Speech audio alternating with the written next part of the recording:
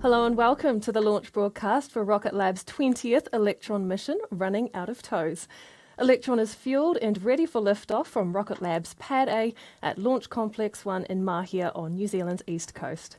My name is Muriel Baker and I'm here at Rocket Lab's Mission Control Centre in Auckland, New Zealand, where I'll be taking you through the launch of this dedicated mission for Earth Monitoring Recovery Test. For only the second time ever, we will attempt to bring Electron's first stage back to Earth under a parachute and splash it down gently in the ocean as part of our efforts to make Electron the world's first reusable small launch vehicle. Our recovery team is currently stationed in the Pacific Ocean, waiting for Electron splashdown so they can retrieve it and bring it back to our factory for inspection. However, weather conditions have deteriorated significantly in the splashdown zone, which means we have limited live communications with the recovery team. Visibility at sea is also greatly reduced, so it may take some time to provide confirmation of a successful splashdown, and we may not get this during. Refined our retrieval logistics and introduced the Ocean Recovery and Capture Apparatus, otherwise known as ORCA, to our recovery vessel. This hydraulic cradle is essentially a recovery-optimized strongback to help safely bring Electron aboard. But maybe most excitingly for this mission is the fact that we'll be flying previously used components for the very first time. Electron returned in such good condition during the return to sender mission that we're reusing its propellant press system on this one.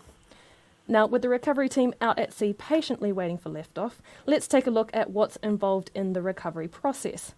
At approximately 2.5 minutes after liftoff, at around an altitude of 80 kilometres, Electron's first and second stages will separate.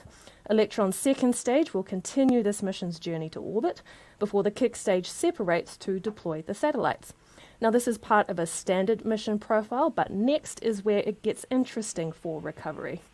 During its descent, Electron will reach around 8 times the speed of sound, and the air around Electron will heat up to 2,400 degrees Celsius, generating an extremely hot plasma that creates a red-orange glow around the re-entering stage.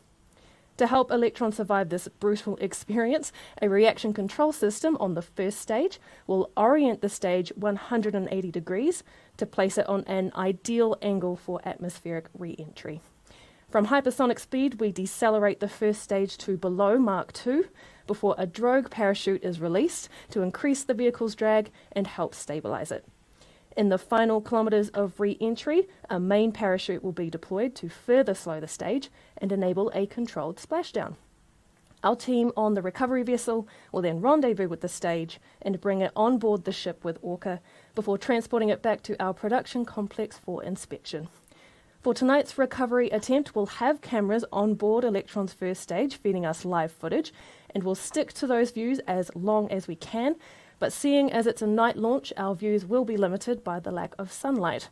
We're also expecting to lose the camera view during a telemetry switch between our ground tracking stations, and due to poor weather in the splashdown area, we may not get real-time comms from the recovery team during the webcast.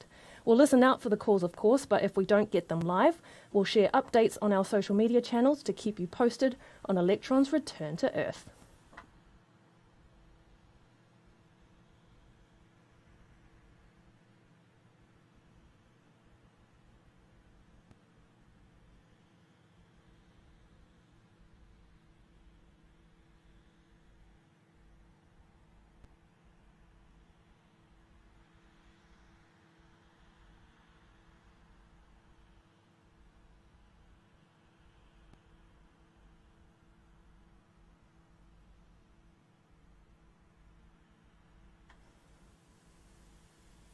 We're approaching T-minus 12 minutes in the count, and soon our operators will be run through the go, no-go poll by this mission's launch director, Sean DeMello. Let's listen in to Mission Control and check how we're tracking for launch.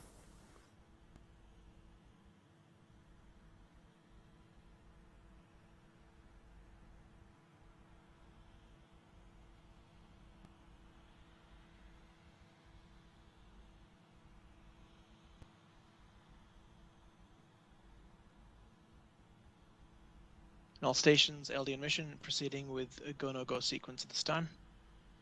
Looking for your status to proceed for launch. Stage. Status go. Avionics. Avionics is go. GNC, GNC is go. VCon, VCon is go. T1, T1 is go. GC, GC is go. PLS, PLS is go. RSO, RSO is go. MET, Met is go. Mission Management, MM is go. Recovery, Recovery is go. LD Sup, LD sub go. Executive, Executive is go. Go no go sequence complete. We are at 11 minutes, 12 seconds and counting. We'll go for terminal count start at T-minus 10 minutes. From this point on, the 3-word hold procedure is in effect.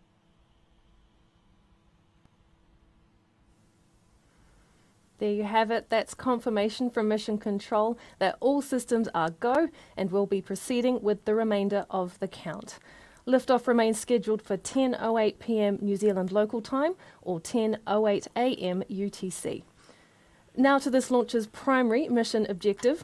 Running out of tows is our third mission for 2021 and the first of several dedicated launches this year for Black Sky, which provides geospatial intelligence and global monitoring services through their low Earth orbit constellation.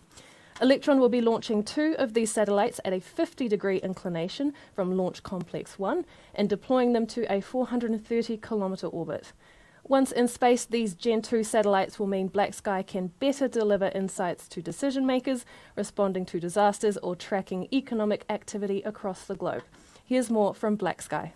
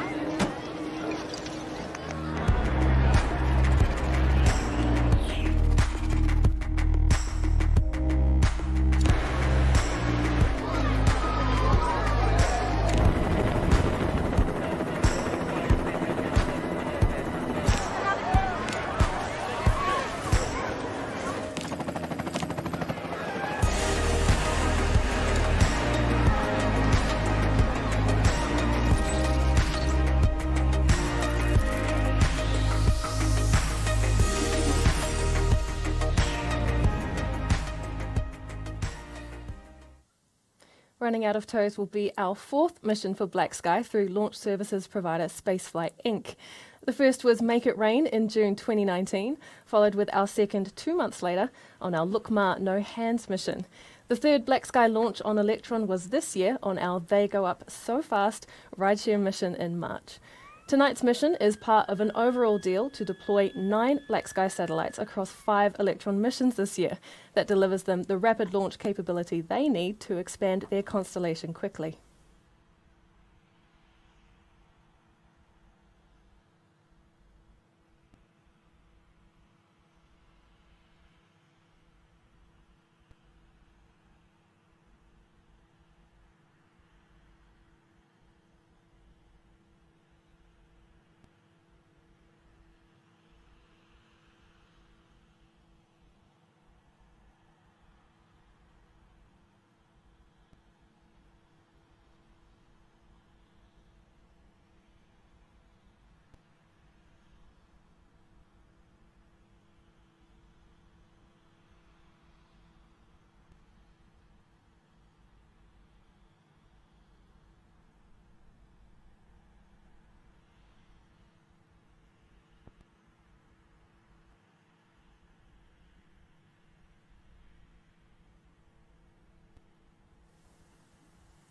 For the team here at Rocket Lab, this mission also marks a couple of fantastic achievements, because tonight's launch will be the 20th time Electron leaves the pad, powered by our 200th Rutherford engine.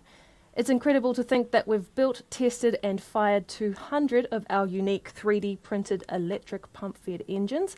Rutherford is the world's first 3D printed orbital rocket engine, a unique design that went against the grain of traditional rocket propulsion systems when we first introduced the idea.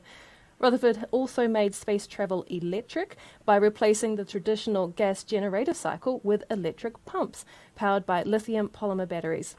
This mission is one for the history books, so we sat down with some of the team who helped make it happen to talk through their experiences of our first 20 Electron launches. What we have here is just a completely, defiant group of people who really want to execute and see things succeed.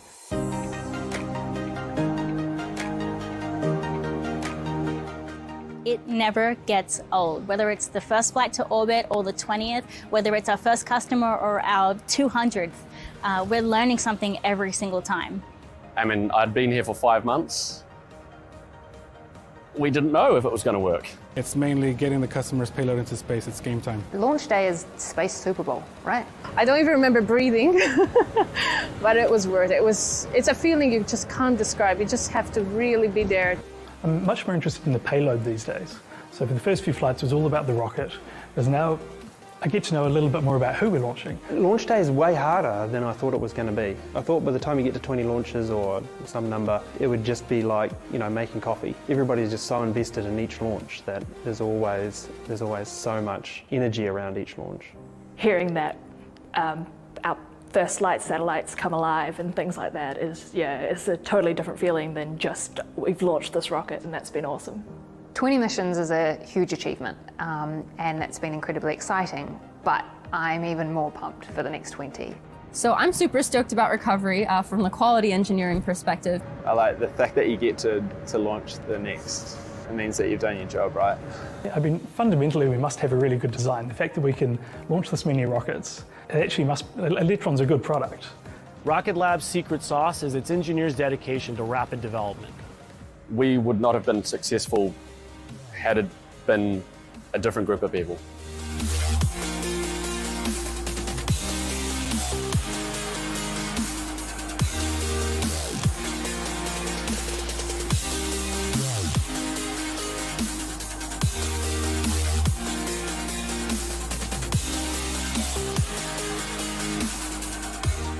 Oh, I think I'll be in for another 20 flights. Congratulations to every single Rocket Labber who got us to the pad today and helped us reach these milestones. A check-in on how we're tracking to liftoff. The team are working no issues with the launch vehicle, Electron's payload remains healthy, and the weather is looking clear for an on-time launch. We're approaching a critical juncture in the lead-up to launch now, the switch to the countdown auto sequence. In T-minus 2 minutes, the autonomous flight computers on Electron will take over the count. At around T-minus 1 minute 30 seconds, we should hear the call that LOX loading is complete on Electron. And then shortly after that, we can expect confirmation that the launch vehicle's first and second stages are pressurized for launch, followed by the 10-second countdown to liftoff with engine ignition at T-minus 3 seconds. Let's hand over now to Mission Control and listen in for those calls. We are go for our sequence start at T-minus 2 minutes. HV blips nominal. Confirm LDs go for launch. Hold. Got to hold.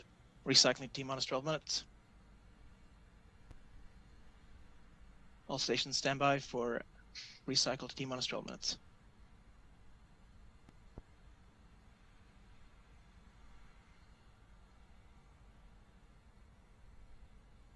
GC confirm a launch inhibit mode. Still in prime mode. Confirm they were inhibit at this time.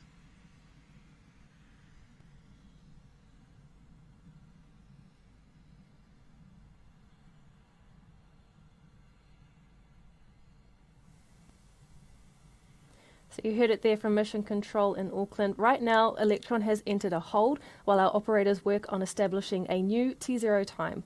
We'll continue to broadcast while we wait for an update from the team. In the event of an extended hold, we'll provide an update via our social media channels.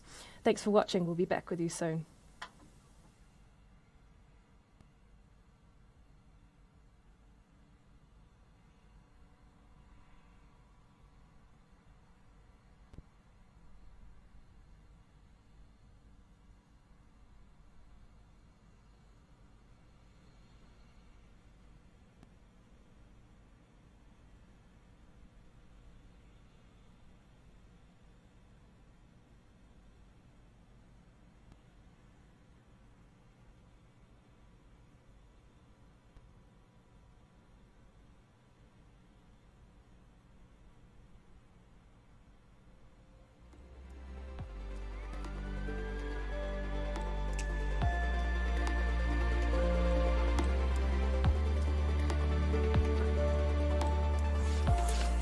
Proceed with stage to report checks 63. Copy, understood.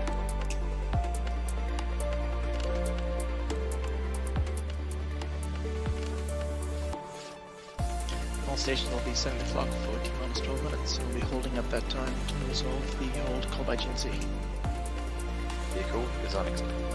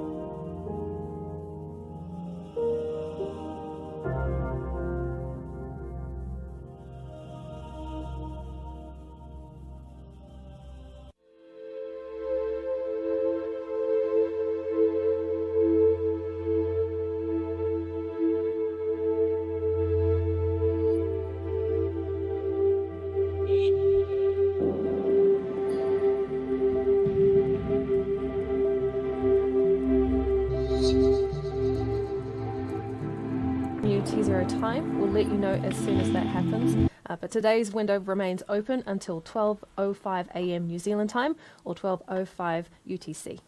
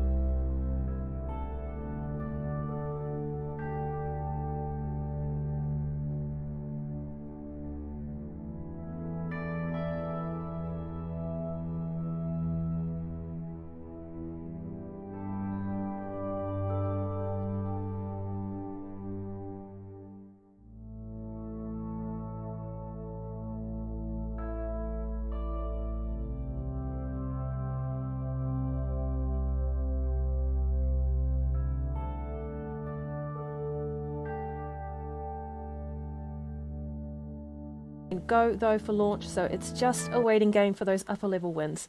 We'll update you as soon as we have a new T0.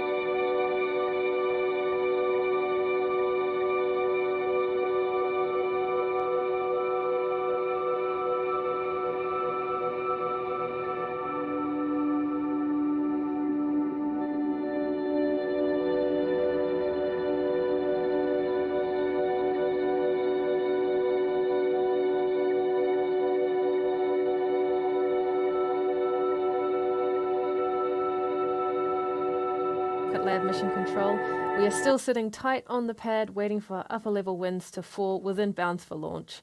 The clock is currently held at T-minus 12 minutes, so while we wait for that new T0, let's take a look back at our first recovery mission back in November last year. Congratulations to the recovery team. That team has pulled off a miracle with re-entry of Electron in the first ever attempt.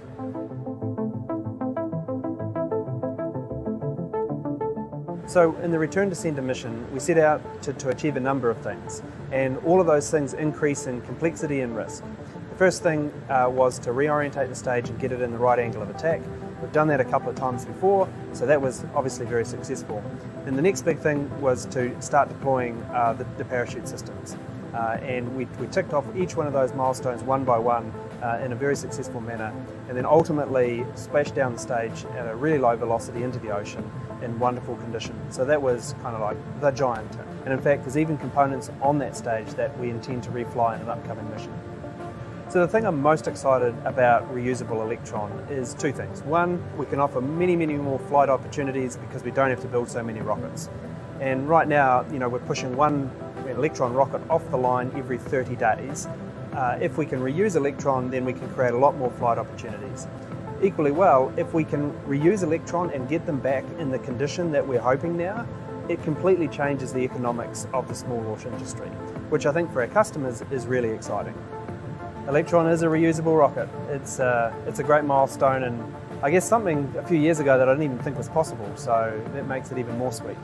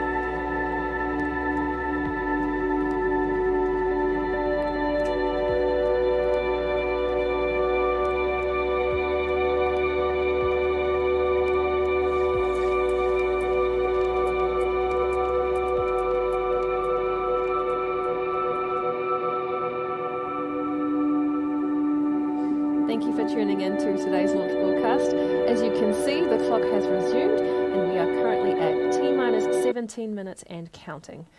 Electron might be the rocket on the pad today, but recently we announced plans to build its much larger sibling, Neutron. While we wait for a new T0, let's take a look back at that announcement.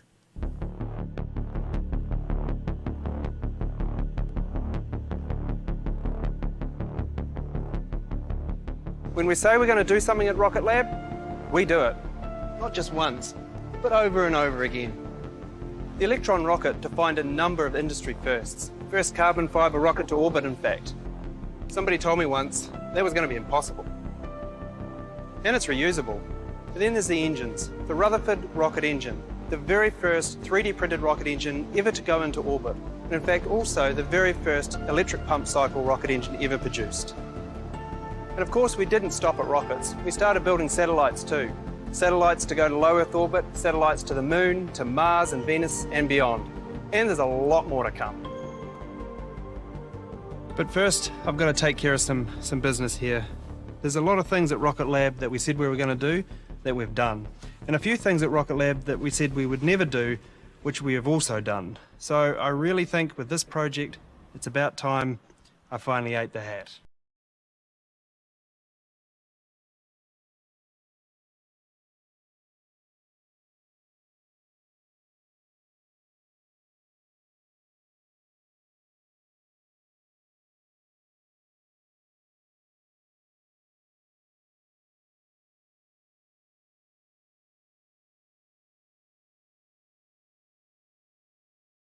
But there's some things we said we would never do. But we're going to build a big rocket.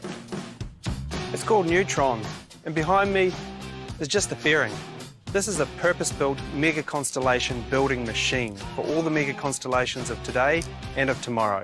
It's an 8-ton class launch vehicle, and of course, it's reusable. But one thing that's probably more exciting and most unusual for Rocket Lab is that this vehicle is capable of human spaceflight.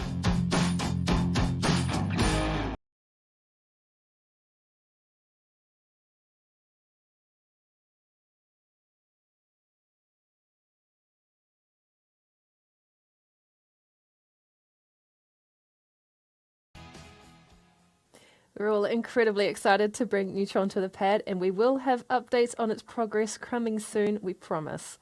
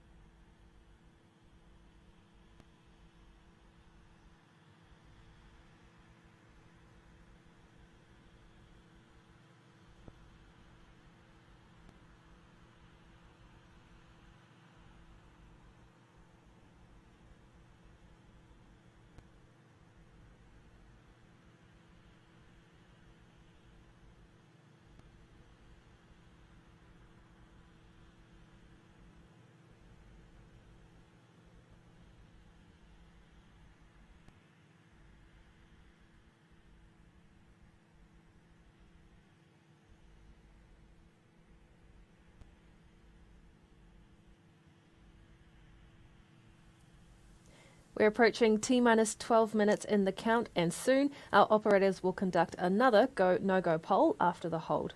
Let's listen into Mission Control and check how we're tracking for our second attempt of the day.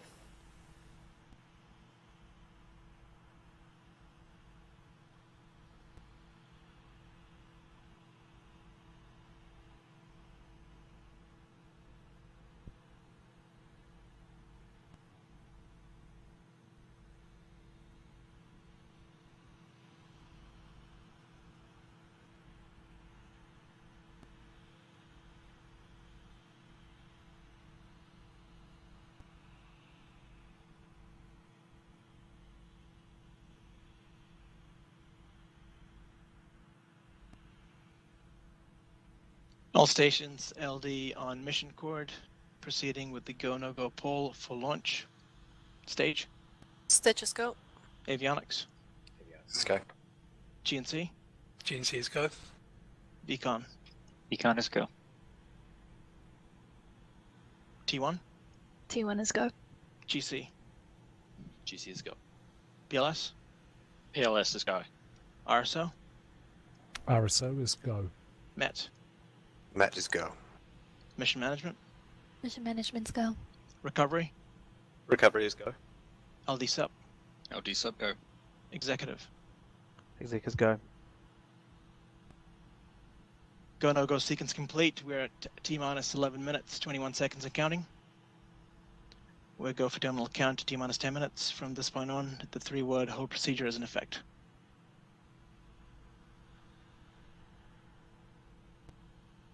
GC, LD mission. LDGC. Proceed with sequence 50, pad terminal checks. Copy proceeding with sequence 50, pad terminal check.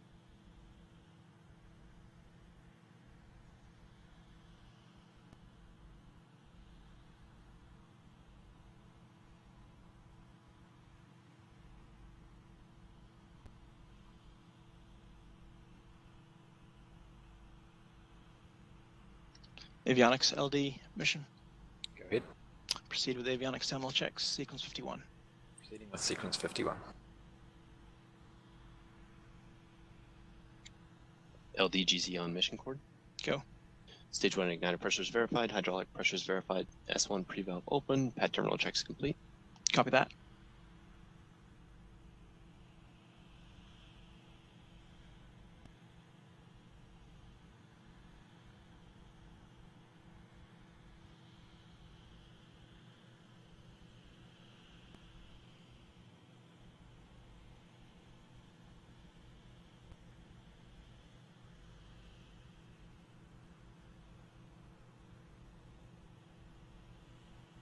Stage LD mission. LD stage. Proceed with sequence 52, stage terminal checks. Copy.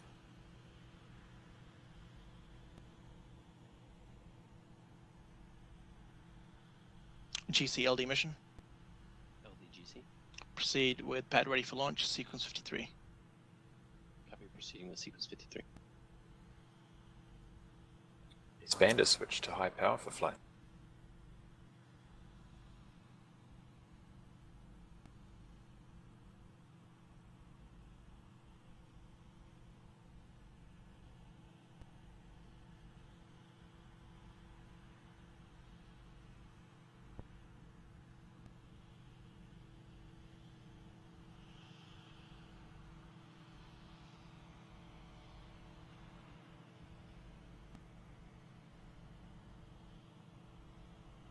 Stage 1 and Stage 2 high voltage batteries ready for flight.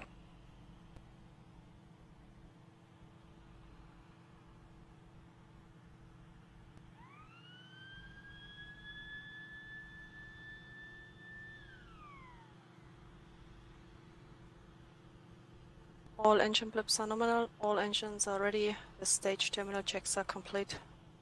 Copy that stage.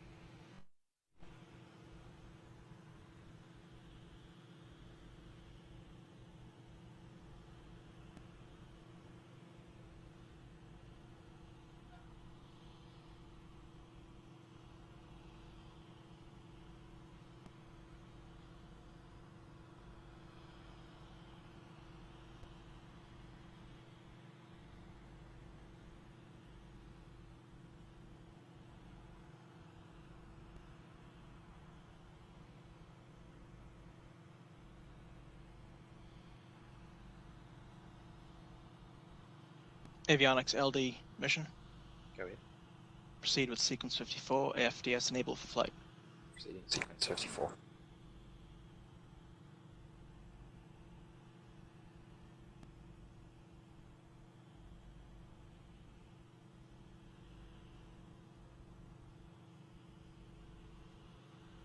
AFTS is green and enable flight. Copy.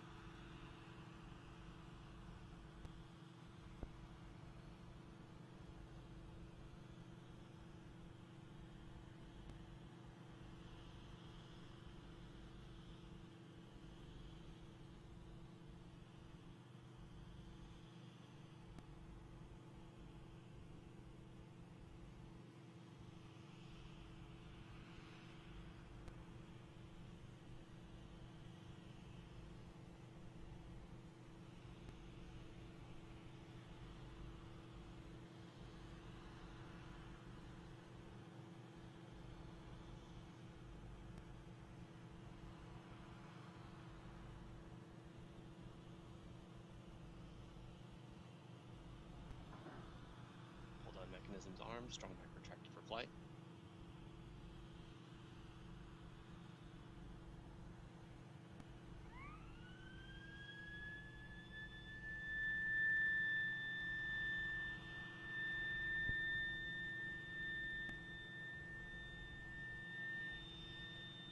LDGC on mission. Go. BCS disabled, pad auto sequence is armed, pad ready for launch. Copy.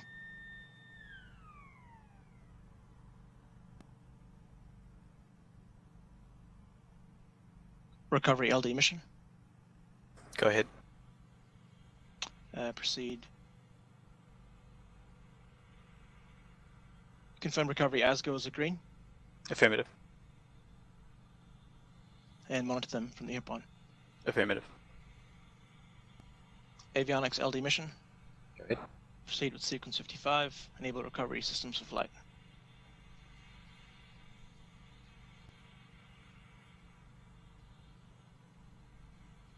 Proceeding with sequence 55.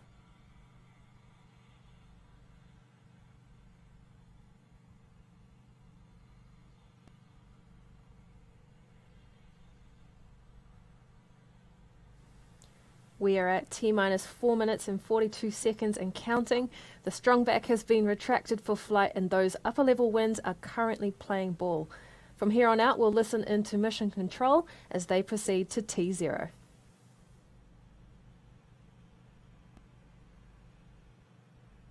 All stations and missions, LD. From this point on, there should be no red flags in the critical LCCs.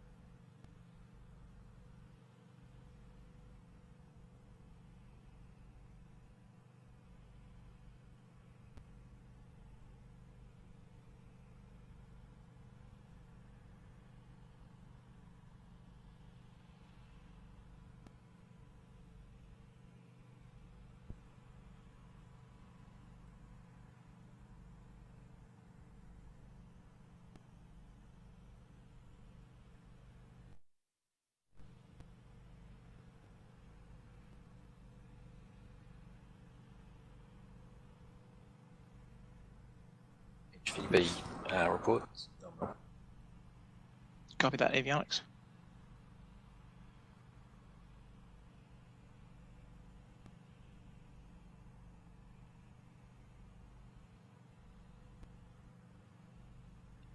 VCON LD mission. LD VCON. Confirm flight computer as goes a green. All as goes green. Lock auto sequence and confirm. Auto sequence locked. All stations, we go for auto sequence start at T-minus 2 minutes. At this time, LDs go for launch.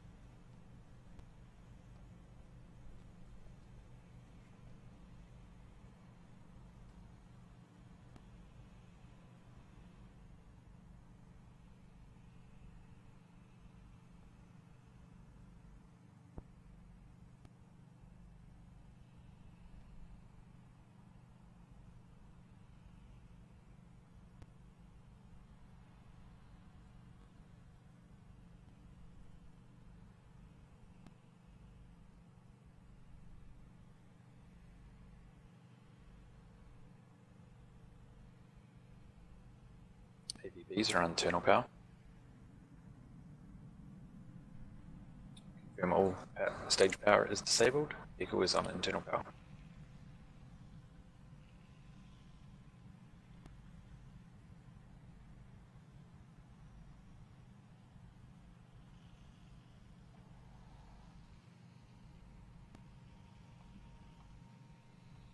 Box load complete. System into recirculation.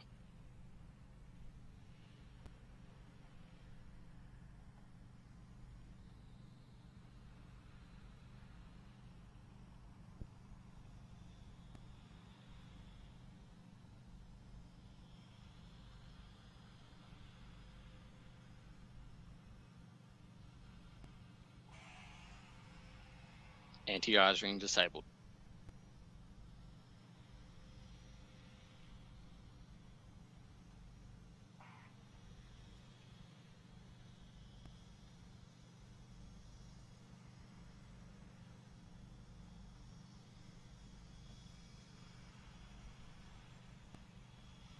High flow engine purge enabled. Stage 1 and Stage 2 tanks are pressed.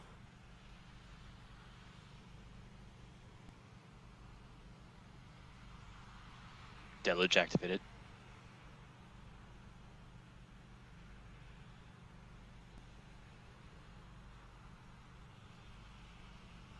T-minus 20 and counting.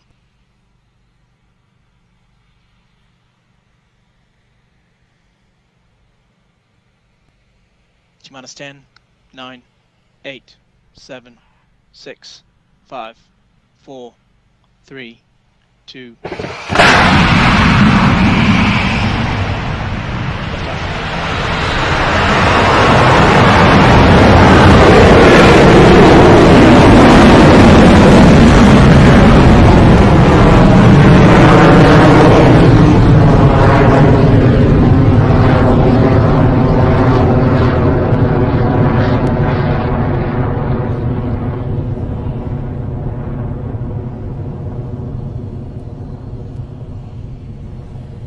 At T plus 30 Stage 1 seconds into propulsion the is mission, nominal. Electron is well on its way to space after its 20th liftoff from the pad at Rocket Lab Launch Complex 1. We had a great view from the tracking cameras of the Entering power stage of one, those burn up Rutherford detect mode. engines, with Electron clearing past 700. Sorry, it's clearing well on its way to space right now. And very soon, Electron will approach max Q, or maximum aerodynamic pressure. And this is the moment when the forces against the launch vehicle are at their peak during ascent. So let's listen in for the Vehicle is call that supersonic. Electron has cleared that Engine gate. ship run 1.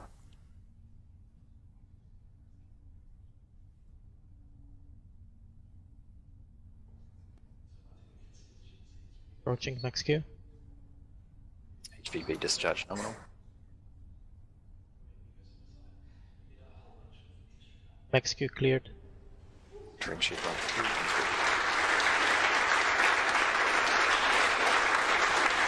There's the call out. Electron has successfully passed through max Q, with propulsion continuing nominally.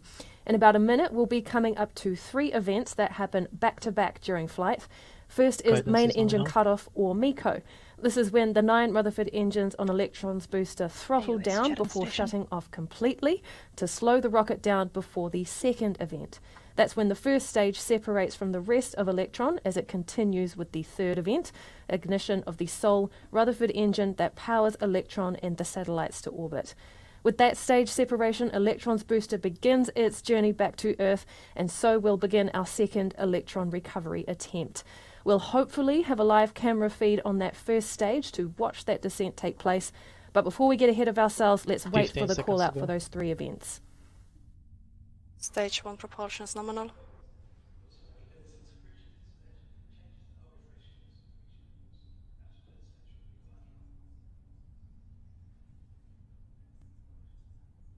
And MECO confirmed. Successful separation. Stage ignition. Recovery is on the Let analyst recovery proceed with sequence 59, stage 1 recovery operations. computing landing zone. As you've seen, we've had a successful MECO and stage separation. No, there's been no ignition, sorry, but on your screen, we'll keep that view and see what we can come back to you with soon.